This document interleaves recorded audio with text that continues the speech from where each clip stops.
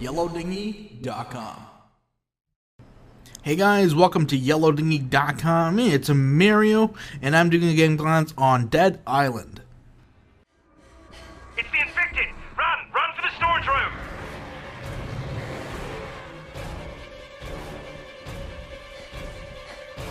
Just a bit farther!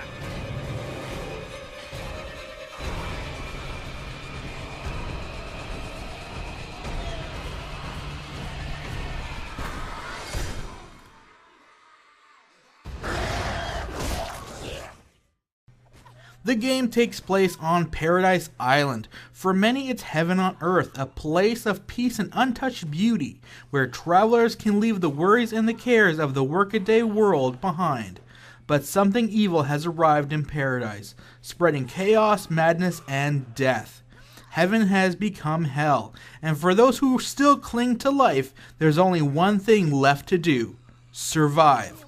Welcome to Zombie City. Grab something blunt, sharp, or a gun, and take out some brain suckers. You get there safe and sound.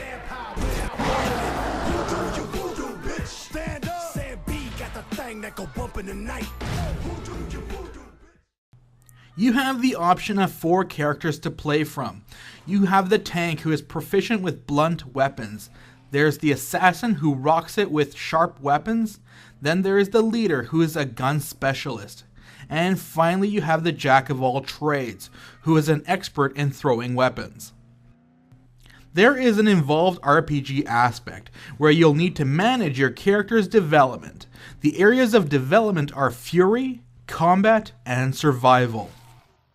Fury is a character-specific unique ability, which ranges from berserker mode to doing crazy kung fu, or pulling out a revolver and putting holes in some zombies, or just turning into a weapons-throwing machine. As for combat development, this is where you will make specific weapon types more effective, durable, and more. Survival development is random little skills like lockpicking, increased backpack size, and a whole whack of others. So that's just half the story. The other half is weapons. Weapons and more weapons. Weapons are organized by their damage, how much character stamina is required for use, how much stamina it takes away from an enemy, and durability. Now, considering durability, yes, you will have to repair your weapons. The repairs are done at a workbench. Now that we're talking about the workbench, you can also do weapon upgrades and modifications at the workbench. Upgrades are basically increase all or some of your weapon stats.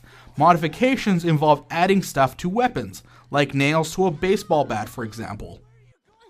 As for the actual combat, it's pretty straightforward and simplistic. It's pretty much aim and activate your weapon, whether it be swinging a paddle or shooting a gun or throwing a Molotov. As for the environment, you're enclosed to the island, which is huge. You can run around, drive around, or fast travel between specific portals. You can follow the main storyline quests, take on side quests, or just explore and do your own thing. The actual quest setup reminds me a lot of Fallout 3. It should be noted that some of the quests are hard to derive in what specifics are required. Like getting food supplies is straightforward, but where to put the supplies once acquired can become a guessing game. The zombies are varied between slow-moving, fast-moving, and horrifically complex. The zombies level up with you, so never are you actually significantly better than them.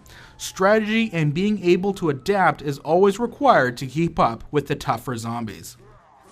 The controls are nothing special. I would say maybe even slightly weak. The character perspective is first person and the controls are very touchy, which makes for very challenging controls. And at times the combat is so touchy, you'll just start attacking and hope you're hitting something. However, the driving and actual character navigating is very straightforward.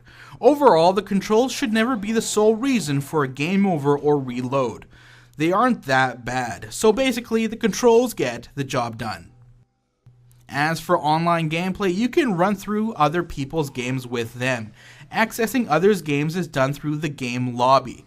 However, to join somebody else's game, you must be on the same chapter as them, and you must have similar progress in that chapter.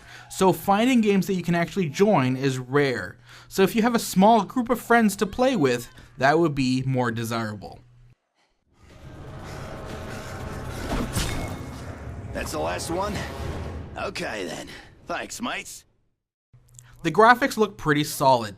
Needless to say, the game is extremely graphic, aka there's a lot of blood, and they really went to town with it. That being considered, a lot of the possible imperfections remain hidden behind blood. Speaking about blood, it just seems to pour out of stubs on zombies, which seems comical, but it works. The character designs are decent. The zombie designs are fantastic and varied. Something about bikini zombies done well makes for some awesome gaming. As for audio, it's not bad. The voice acting is decent, the zombie screams are frightening at times, which I guess means that they're good. Overall, the audio is good.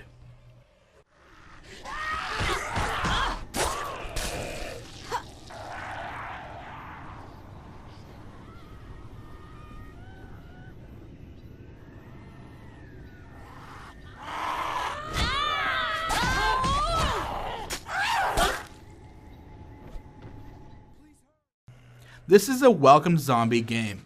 The RPG aspect of the game is done well, and the game has departed from the typical hordes of zombies to small groups of zombies, making for more strategic gaming. The zombie AI is on the dumb side, but I guess zombies aren't the smartest bunch. And the multiplayer mode is very restrictive, but overall it's a great game. I would definitely say it's a game worth checking out. That was Dead Island, and that was the Game Glance from YellowDingy.com.